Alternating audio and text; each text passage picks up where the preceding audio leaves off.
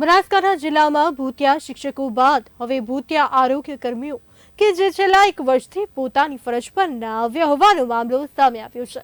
દાંતાના નવાવાસ અને કાંકરેજના કાકર પ્રાથમિક આરોગ્ય કેન્દ્રના લેબ ટેકનિશિયન છેલ્લા 1 વર્ષથી પોતાની ફરજ પર ગેરહાજર રહી બેદરકારી દાખવતા હોવાનું સામે આવતા હવે આરોગ્ય વિભાગે આવા કર્મીઓ સામે તપાસ હાથ ધરી છે।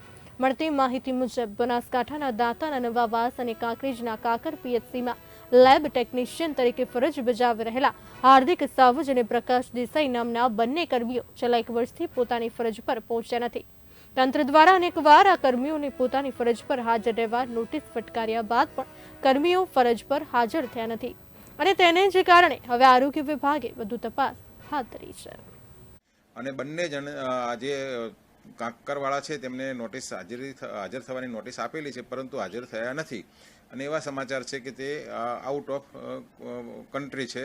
તો તેના માટે એક જાહેરાત છાપામાં આપવામાં આવશે કે ભાઈ તમે એમના સરનામે લેટર લખવામાં આવશે અને છાપામાં આપવામાં આવશે કે ભાઈ તમે હાજર થવા માગતા હો તો 7 દિવસમાં હાજર થવું, નહીં તો તમારી જગ્યા ખાલી ગણાશે। તે ફિક્સ કર્મચારી છે, 5 વર્ષ માટેના ફિક્સ કર્મચારી છે અને જો એ પછી હાજર 7 દિવસમાં નહીં થાય તો એ જગ્યા ખાલી બતાવી અને તેમાં નવી ભરતી કરવામાં આવશે।